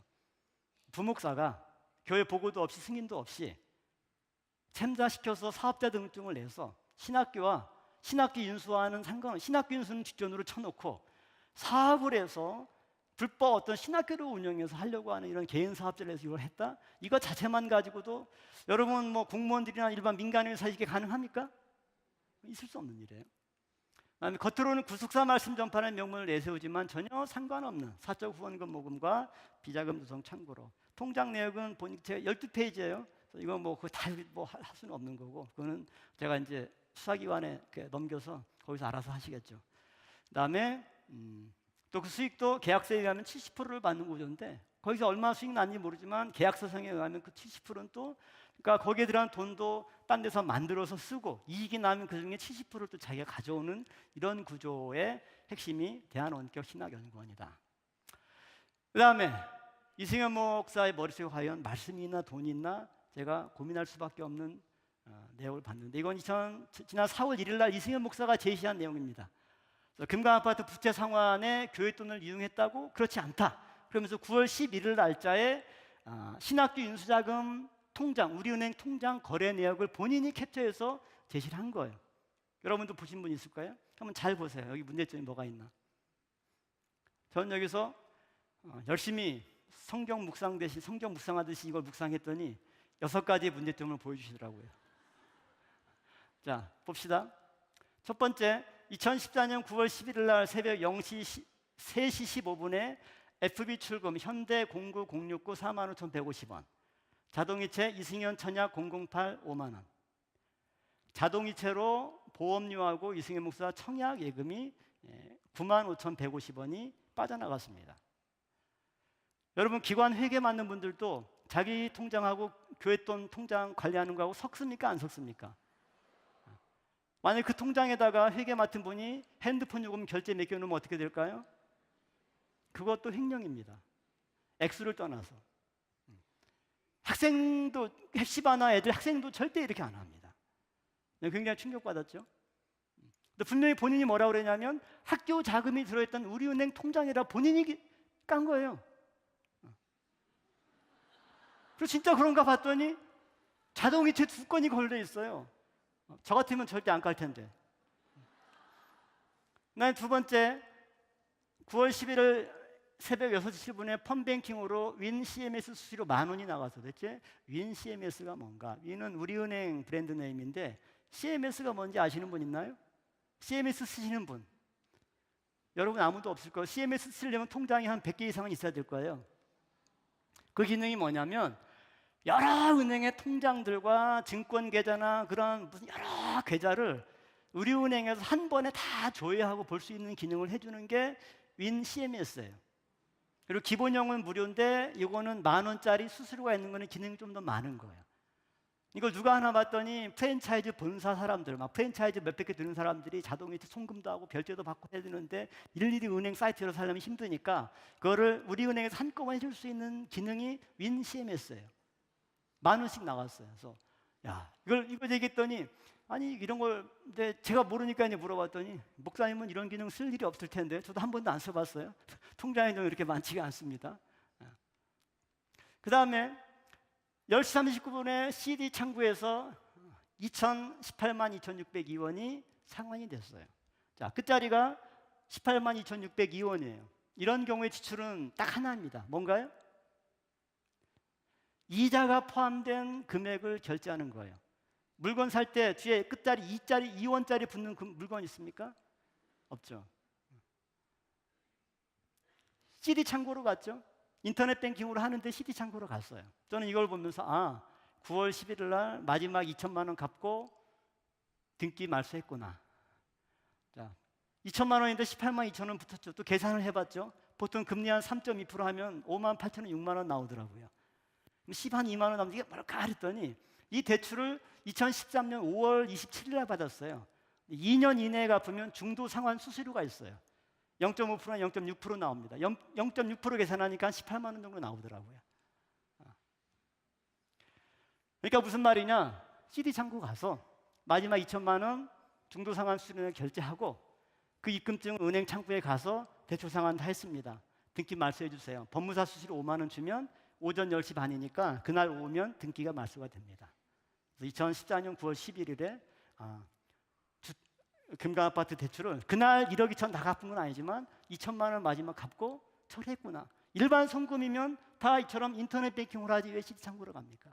그렇죠? 그 다음에 그날 지출된 큰 돈이 4,700만 원이에요. 그러니까 신학교 입금 통장이니까 출금했으면 어디로만 입금이 돼야 돼요? 학교로만 입금돼야죠. 근데 8월 29일 이후에 그 사이에 학교 입금된 내용 있어요? 없어요? 없어요. 이거 어디로 간 거예요? 누구한테 출금한 거예요? 물어보세요. 그 다음에 여기 보면 입금 코너인데 9월 11일 날 13만 원 텔레뱅킹으로 누가 140만 원 입금했고요. 2천만 원 인터넷 뱅킹으로 12일 날 아침에 200만 원 입금을 했어요. 아니 신학교 인수자금 통장에 누가 계속 텔레뱅킹으로 인터넷 뱅킹으로 입금을 해요. 이것도 문제죠. 이론적으로는 145일 가면 그 다음엔 입금은 없고 출금만 있어야 되죠. 그렇죠? 누가 입금했어요? 그러니까 이걸 보면 어떻습니까? 막 섞어 쓴 거죠. 텔레뱅킹 9월 10일이면 추석 연휴 수요일 날인데 추석 연휴 이때까지가 추석 연휴예요. 누가 열심히 또 텔레뱅킹으로 140만 원을 신학교 인수자금 보태 쓰라고 보냈는지도 모르지만 보냈습니다. 마지막 6번째 9월 11일 날 잔액이 얼마입니까? 46만 7,088원 200만 원 넣어서 246만 88원. 이 통장은 분명히 이승현 목사가 신학교 인수자금 통장이라고 하면 40억은 펀드와 적금으로 얻다 하더라도 100억이 들어가 있던 통장입니다. 마지막 40억 입금된 게 8월 20일이에요. 근데 20일 한 달도 안 내서 9월 11일 날 잔액이 얼마예요? 46만 7천 원이에요. 다 어디 갔어요? 그러니까 공금으로 부여받은 돈들을 세부적인 건 어떻게 썼는지 모르지만 한 달도 안 돼서 다 빠져나가고 40만 원 남아있는 통장으로 깡통으로 만들어 온다는 거는 있을 수 없는 일이죠. 그래서 발표한 거 전수조사해 보니까 2015년 10월 18일 1억 송금한 건 주일이더라고요. 그 다음에 2016년 7월 14일은 저하고 애틀란타 갔을 때 세미나 하는 날인데 끝나고 호텔에서 아마 1억 송금하셨나 봐요. 화요일이었습니다. 제가 그때 애틀란타 같이 갔었기 때문에 올랜도랑 뉴저지랑 다 같이 갔던 때입니다. 그 다음에 2018년 7월 31일은 화요일인데 하계수련인 둘째 날입니다. 2018년 11월 11일 주일날 또 1억 송금. 그리고 아시다시피 3월 20일 날 돈 받자마자 20억을 펀드에 넣었죠. 그러면서 뭘 자랑했습니까? 제가 광주 상고 나오고 서울대 상대를 나왔기 때문에 투자의 가장 기본 원칙은 분산 투자예요. 그래서 한 30군데 분산 투자했다고 하면서 아주 그냥 굉장히 자랑을 했죠. 그래서 저는 유관 역사 속에 세계 최초로 펀드에 30개 투자했다고 공개적으로 자랑하는 목사는 처음 봅니다. 그리고 그 다음에는 적금으로 투자했죠. 40억이 그냥 갑니다. 왜 이렇게 40억을 받자마자 바로 이렇게 넣었을까 생각해 보니까 아까 얘기한 대로 신학교가 너무 싼 거예요. 40억 빼도 100억 가지고도 그냥 그런 신학교는 두세 개 사요. 그런 사정이 있지 않아 저는 생각이 듭니다. 그 다음에 또 뭐라고 그랬어요? 2017년 8월경에는 가상화폐 투자했다고 본인 또 얘기를 했어요. 근데 뭐라고 합니까? 그런데 2017년경인가 갑자기 가상화폐라는 게 나타났어요. 제가 볼 때, 이거 얼렁쌈 시켰다고 안 했죠? 제가 볼 때 분명히 이건 돈이 드는 거야, 하면. 그래서 제가 일부 가상화폐도 투자를 했어요. 그런데 가상화폐는 수시로 넣었다 뺐다 할 수 있기 때문에 조금만 투자해도 누적 합계는 엄청나게 투자가 되는 거예요. 반면에 엄청 많이 투자해도 깡통 차는 게 가상화폐입니다. 우리 가상화폐는 24시간 돌아가요. 이거에 2, 30억 투자하면요 잠 못 자요. 그러고도 잠자는 거 보면 역시 이 인간계가 아닌 것 같아요. 여러분 가상화폐만 30억 넣어보세요. 잠 못 자요. 그러고 설교 저는 못할 것 같아요. 여섯 번째, 횡령의혹의 근거와 내용들을 그 두 번째 테마로 넣어갑니다. 여기에 이번에는 화영동 교회가 등장합니다. 화영동 교회 들어보셨나요? 담임 목사 황원찬입니다. 대한신학교 인수를 위한 총장이고 황원찬 목사 동생이 황다니엘이 지금 현재 이사장이에요. 화영동 교회로 돈이 좀 많이 들어갔죠. 자, 여기 이제 본인이 해명한 작년 사무실 해명한 내용들이고 여기 또 이제 서류 정리한 게 있죠. 차용증 1번부터 15번까지 16, 17도 있겠지만 이 서류에는 이제 15번까지만 있어요. 이 중에서 화영동 교회로 돈이 얼마 들어갔느냐. 자, 첫 번째 3번, 13번, 14번, 14번, 15번 차용증 5개가 화영동 교회로 들어갔습니다. 합계가 얼마냐? 9억 8천. 어떻게 하냐? 차용증에 화영동 교회 계좌번호가 나요. 새마을금고 900 딱 해서 예금주는 안 나와 있더라고요. 그래서 제가 앱을 열어서 딱 봤더니 예금주가 화영동 교회로 뜨더라고요. 그래서 차용증에 보면 새마을금고 그래서 3, 13, 14, 14, 15번 화영동 교회 9억 8천. 제가 우리은행 앱을 한번 열어봤더니 화영동 교회 여기 계좌 지금 살아있어요. 헌금하실 분들은 하셔도 돼요. 9억 8천이 2014년하고 15년에 5번에 걸쳐서 화영동 교회를 갔습니다. 이게 끝이 아닙니다. 1, 2번 2014년 4월 9일 2억, 5월 13일 3억이 역시 화영동 교회로 갔습니다. 5억이. 이걸 어떻게 알았느냐? 갑자기 서류에 당회회의록, 화영동 교회 당회회의록이 등장해 2014년 4월 6일 날 당회한 겁니다. 내용이 뭐냐? 한마디로 2001년도에 우리 당회에서 얼렁 목사님께 재정권을 위임한 그거를 아무래도 이세용 목사님이 황원찬 목사한테 가르쳐 준 것 같아요. 그래서 그 교회도 똑같이 모든 이 재정권에 관한 일체를 담임 목사 황원찬에게 위임한다라고 하는 당회 결의를 합니다. 그리고 여기 이제 장로 7명이 다 서명을 하죠. 장로 중에 한 명이 윤호열은 이사장입니다. 서열이 이사장이 훨씬 높은데 그러니까 자기 장로니까 뭐예요? 봐지겠죠. 자, 그렇게 해서 잠깐만요.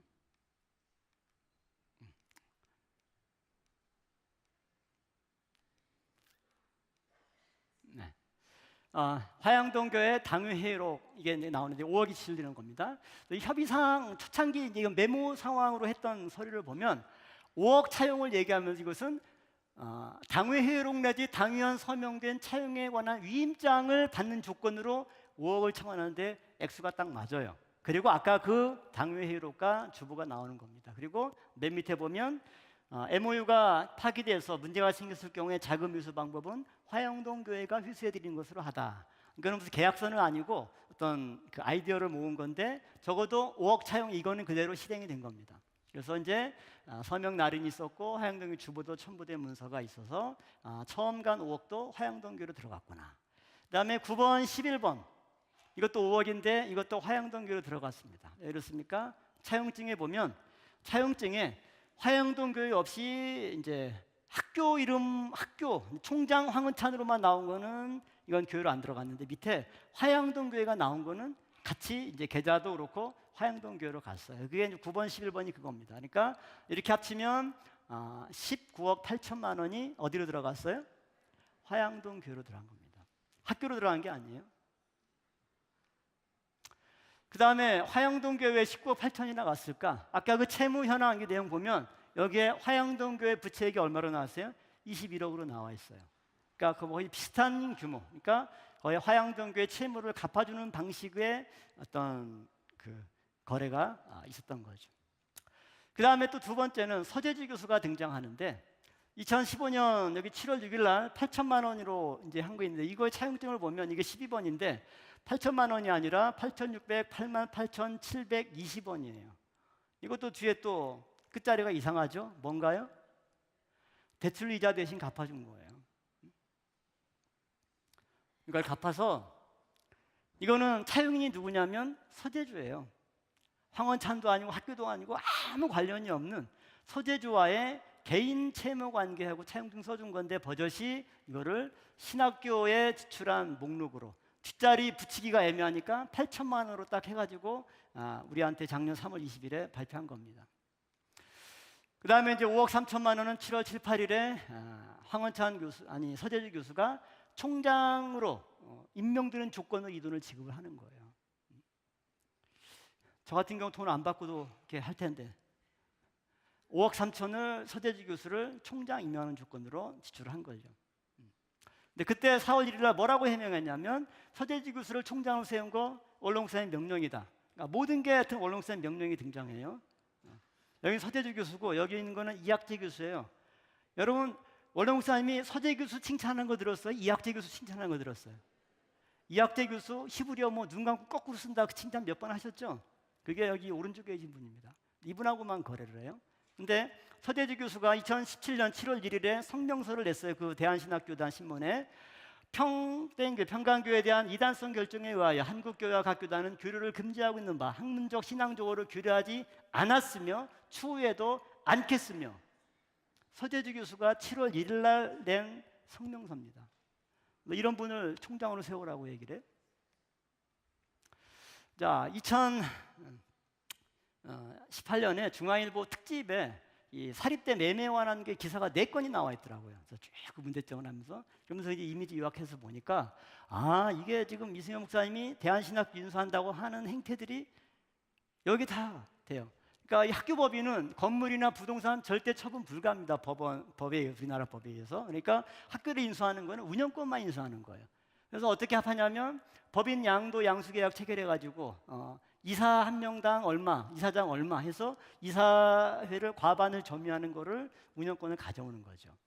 근데 이제 이게 문제가 세금 문제예요. 이건 사례금으로 간주하니까 세금이 46.4%가 나와. 46.2%가 세금하니까 반이 세금으로 떨어지는 거야. 그러니까 세금을 탈피하기 위해서 쓰는 방법 두 가지. 첫 번째는 교회가 동원됩니다. 교회로 들어가면 헌금, 기부금으로 처리되니까 그 다음에 정부 국세청이나 금융당국의 추적이 딱 막히죠. 그러면서 거의 다 11조 떼고 현금으로 찾아가서 그 다음에 마음껏 쓰는 게 이제 여기 언론에 나온 내용이 그겁니다. 두 번째는 이제 학교에 부채를 대신 갚아주는 식으로 해서 이제 세금 문제를 피해가고 있고.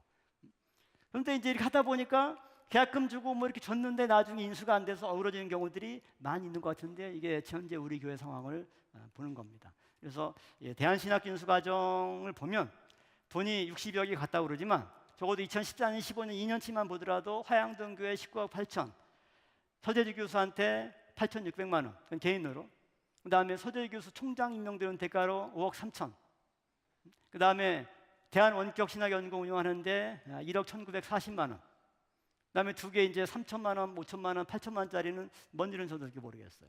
그래서 여기에 노란 동그라미 보는 차용증이 다 있는 거고요. A, B, C, D는 차용증 없이 여기에 끼워 넣은 돈입니다.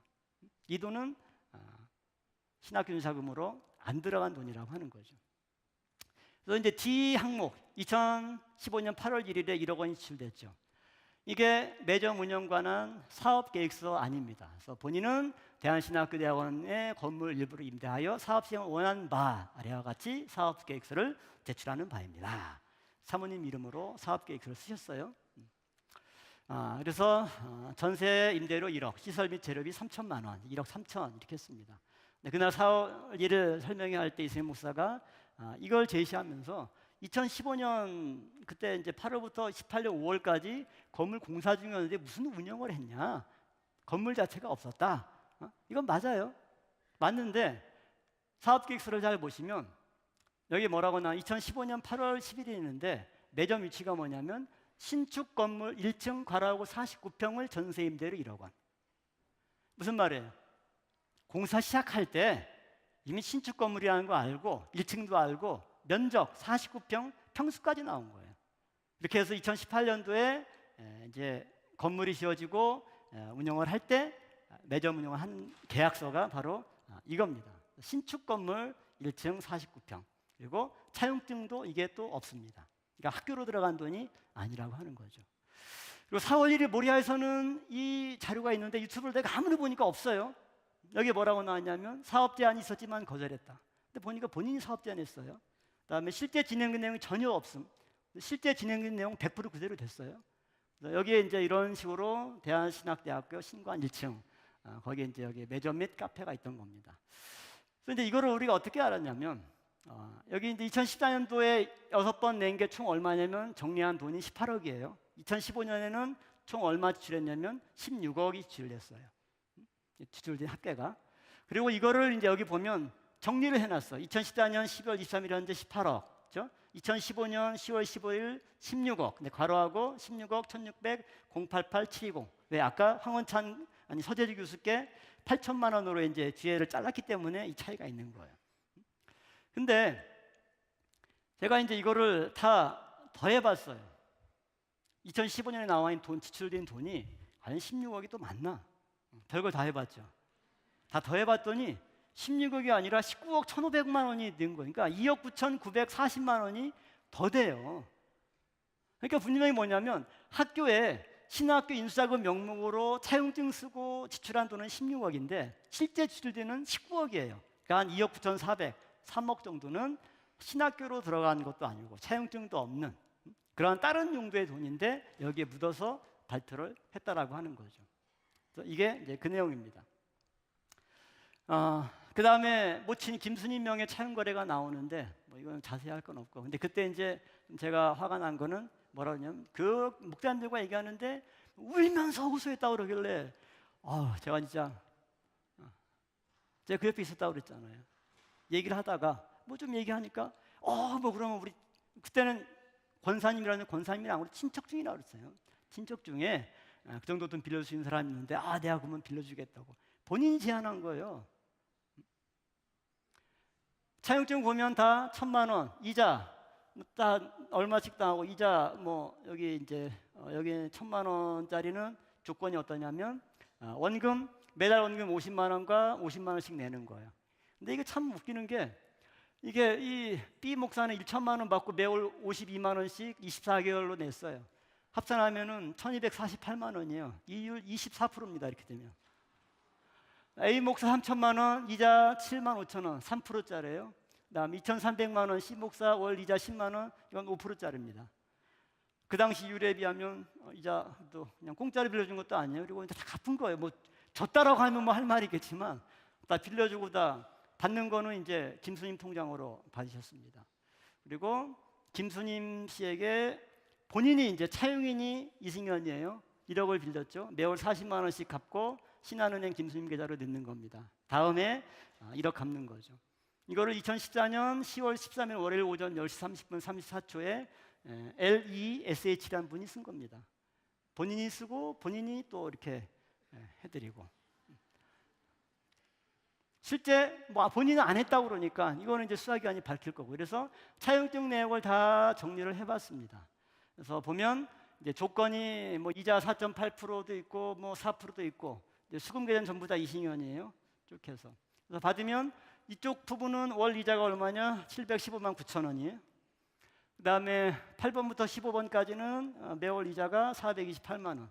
그래서 2014년, 15년 차용증 액수로만 근거를 하면, 실제로 뭐 들어왔는지 안 들어오는지 모르지만 월 얼마가 들어오냐 이자로 1,136만 원이 들어옵니다. 1년이면 한 1억 한 3천 정도 이자로만 들어오는 거죠. 그래서 140억이면 한 3배니까 한 4, 5억이 이자로 들어오는 돈입니다. 그래서 이게 이제 조건들. 목사님들한테는 4.8% 받고 황원찬이나 이런 분들한테는 3% 받았어요. 좀 차별되고 하시는 것 같아서. 이 정리한 내용들이 이렇습니다. 자, 마지막으로 부동산 매매 및 채무 변제 요구 한번 보도록 하겠습니다. 금과 아파트 대출 아까 9월 11일 이거 나온 건데, 그러니까 이 당시 2014년 5월 13일에 이승현 목사님이 금과 아파트로 9천만 원 상환하고 4일 있다가 27일 1억 4천을 대출받습니다. 그리고 6월 28일 Q&B 민지빌 빌라를 계약하고 8월 2일 날에 들어갔고요.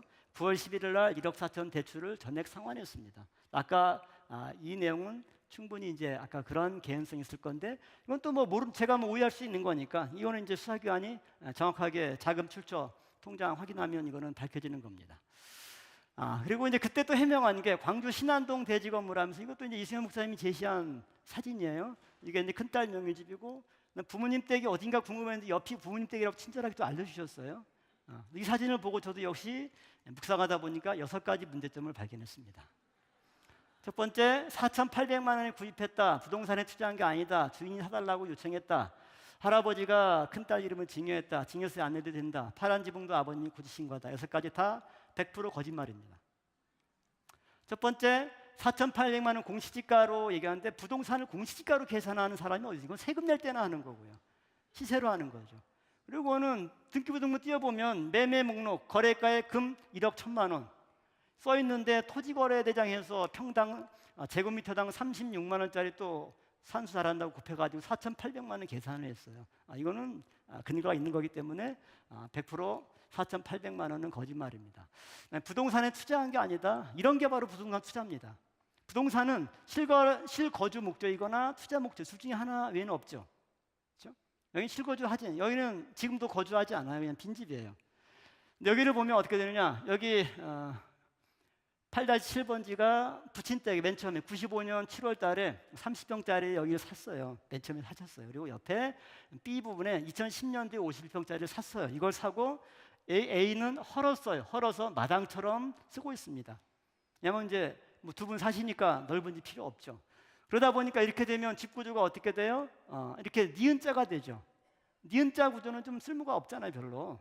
그러니까 이제 보면 그래서 반대로. 이 시 땅, 이 부분이 이제 장려 명의로 준 건데, 이걸 2015년 5월 달에 40평 이 땅을 산 겁니다. 이걸 사니까 정사각형 가로 세로 20m짜리입니다. 120평짜리 아주 반듯한 대지가 나온 거죠.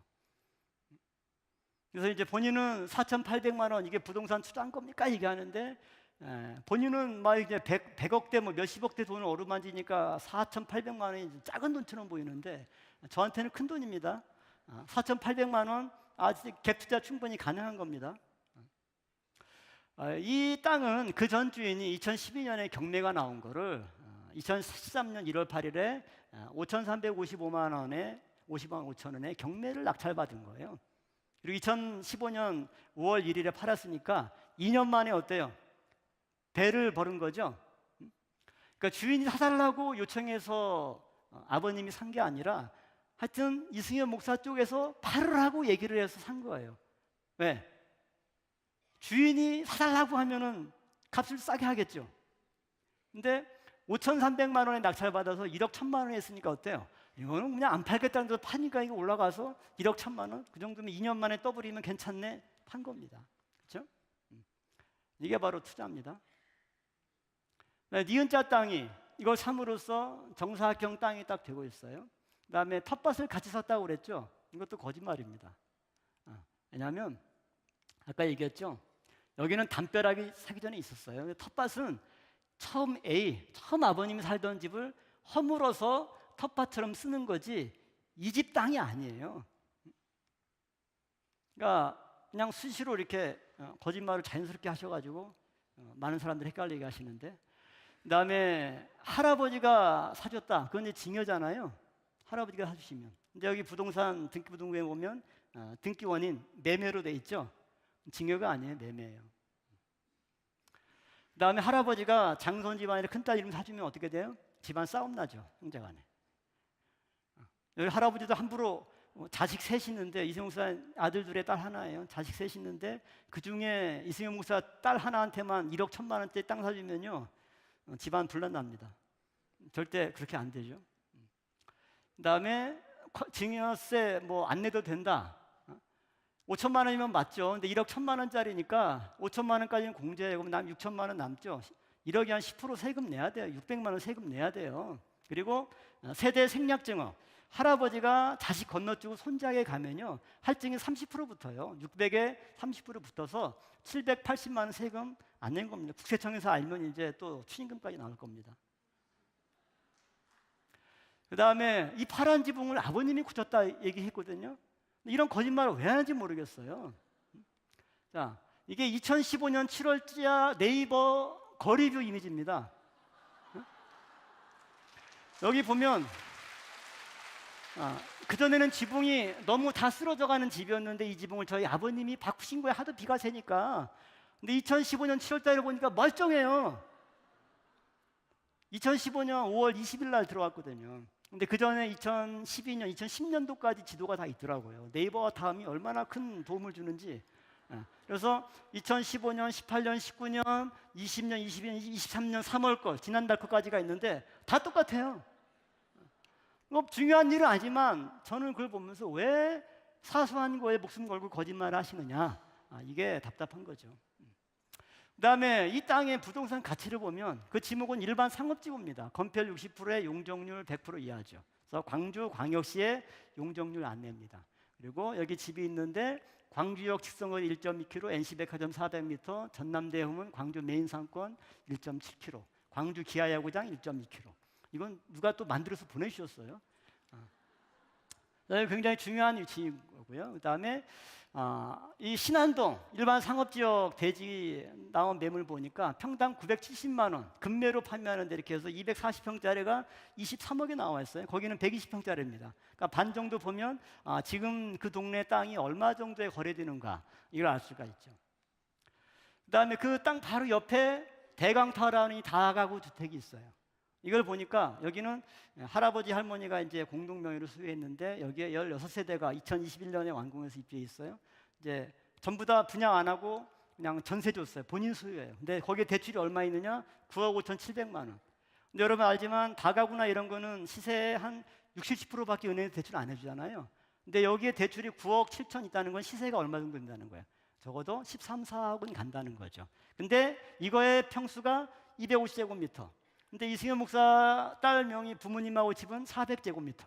그러니까 이 빌라가 16세대면 적어도 한 25세대나 30세대를 넣을 수 있는, 세팅할 수 있는 정사각형 반듯한 땅이 완성이 된 거죠. 2015년 5월 1일 날 이 땅을 삼으로써. 그걸로 뭘 할지 여러분이 상상하시면 되고요.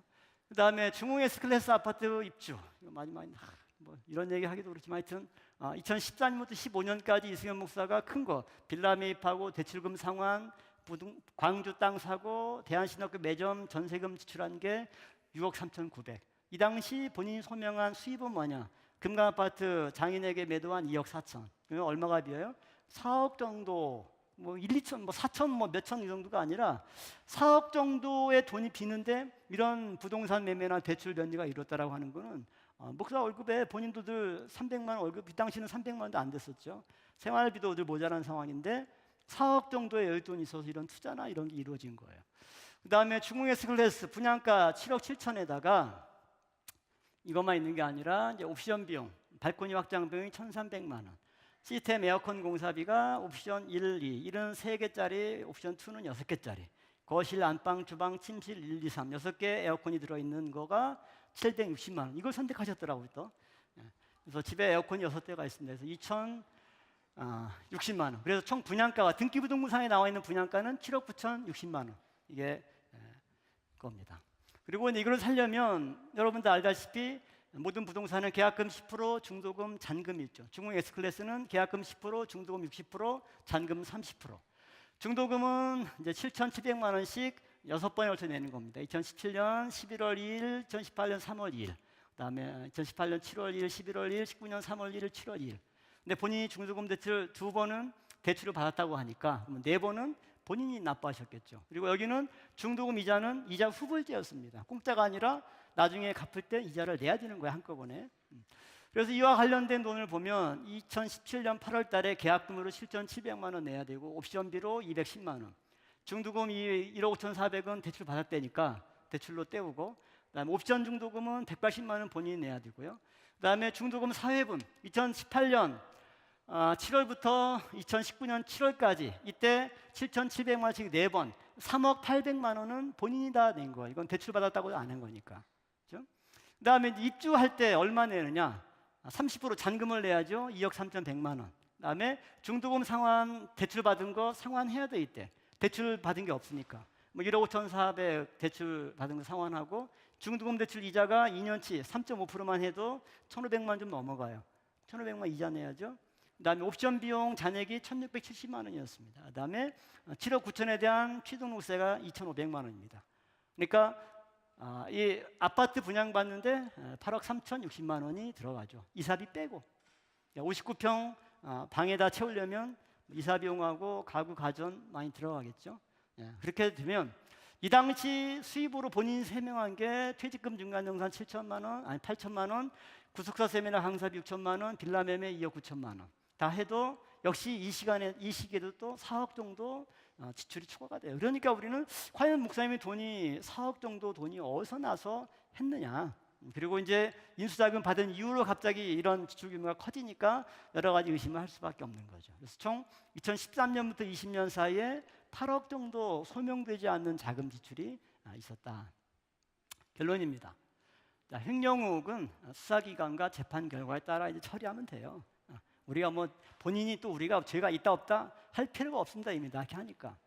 중요한 건 뭡니까? 이제 이 내용을 보면 신학교 인수 과정에서 인수 조건에 대한 해명 없이 지극히 비정상적인 지출이 있었죠. 62억을 6년 동안 65회에 걸쳐 지출하고도 아무런 결과물이 없는 이 황망한 상황에 대해서 우리가 어떻게 대처를 해야 되느냐. 그럼에도 불구하고 끝까지 거짓말로 해명하고 또 신학교에 아무 상관없는 화양동 교회나 또 서재지 교수나 이런 사람들한테 돈이 20억 넘는 돈이 나가고, 그 다음에 더 중요한 건요, 우리나라 민법상 차용거래 소멸시효가 10년이에요. 이 말은 뭐냐면 10년이 지나면 차용증 쓰고 돈 빌린 사람이 안 갚아도 이제 법적인 효력이 끝나는 게 10년입니다. 2014년이 1년 남았죠. 2014년 4월 달 차용증 쓴 거는 이제 1년만 지나면 그 사람이 안 갚아도 아무 문제가 없습니다. 지금 우리가 고발하면 차용증대로 이자 10%만 내면 법적으로 아무 제재가 안 되다가 1년만 딱 내면 2억짜리 면제, 또 몇 달 지나면 3억짜리 면제, 계속 이제 소멸시효 10년 차면 다 돈이 날아갑니다. 그리고 우리 측 인사가 현재 2명밖에 없어요. 그리고 인수자금 관리도 불투명하죠. 펀드 적금 코인, 뭐 개인 채무 변제, 부동산 구입, 횡령범의 전용 종합 세트가 여기 다 있습니다. 그럼에도 불구하고 더 큰 거는 자기의 죄를 덮기 위해서 언론사님 가족에 대한 공격, 자신의 범죄 행위에 대한 합리화, 여기에 이제 저희가 사실은 분노하는 겁니다. 또 금고 사건 등을 쟁점화해서 횡령 범죄에 대한 화살을 비껴가려고 하는 이런 모습. 또 언론사님에 대한 명예훼손, 가족들은 사자 명예훼손으로 고발했는데, 또 자신을 지지하는 교역자 성도를 중심으로 해서 교회 질서에 반하는 불법적인 모임과 예배를 독자적으로 실행하는 건데, 이거는 정말 교회 분쟁사 가운데도 이런 불법을 대놓고 하는 데는 아무도 없습니다. 자신의 죄를 덮기 위해서 오늘 목사의 명예를 유린하고 교회를 분열시키는 불법 행위를 더 이상 묵과할 수 없죠. 현재 이승현 목사는 교회 내 아무런 기관급을 담당하지 않고 있음에도 불구하고 모든 기관급을 또 다 관여해요. 굉장히 열심히 아주 특심입니다. 저는 결론적으로 아까 장로님이랑 영상하고도 같이 전혀 상의 안 했는데 결론 부분이 똑같아요. 2015년 9월 7일 날 유정호 목사님이 이승현 목사에 대한 4가지 의혹을 소명하면서 뒤에 당부한 내용이 뭐냐? 당회의 결정은 곧 교회의 결정입니다. 전날 이승현 목사가 당회장으로 선출된 그 당회의 결정이 곧 교회의 결정이다. 그래서 본인이 제가 사퇴하게 된 근본적인 이유는 표가 갈라지면 안 된다는 것을 보여주기 위해 사퇴했습니다. 공동회의는 당회의 결정을 존중해서 인정하고 공식적으로 당회 결정을 축하하고 저번에 말씀드렸지만 당회나 공동회의는 축제장으로 잘 맞춰야 한다는 것입니다. 아까 장로님도 그런 표현을 쓰길래 뭐 영어에 통했나 전혀 상의 안 했는데 어제 당회의 결정은 교회의 결정, 교회가 결정했다는 것을 믿음으로 받아서 공동회의가 믿음 안에서 순종하는 양으로 나아갈 때 마음이 하나 되고 또 교회를 먼저 생각하고 당회를 존중하며 결과에 순종한다면 우리는 하나 되며 다시 일어설 수 있습니다.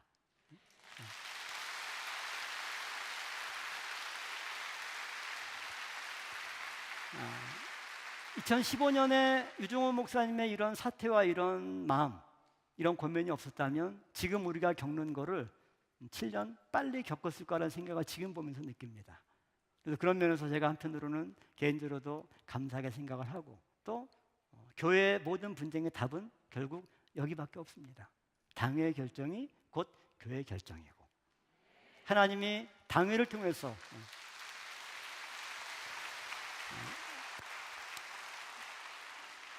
당회를 통해서 교회를 치리한다는 것을 우리가 또 믿고 또 거기에 한 마음으로 우리가 따른다면 지금 현재 나타나는 많은 갈등과 이런 것들이 또 비온 뒤에 땅이 굳듯이 또 전화위복의 기회가 되기를 소망하면서 또 오늘 끝까지 이 자리를 지킨 여러분들이 또 교회를 지키는 신령한 파수꾼이 되고 또 아버지의 참된 자녀가 되고 또 말씀의 용사들이 이어서 물려준 귀한 유산을 또 지키고 부흥시켜 나가는 믿음의 선한 동역자들이 되기를 소망합니다. 감사합니다.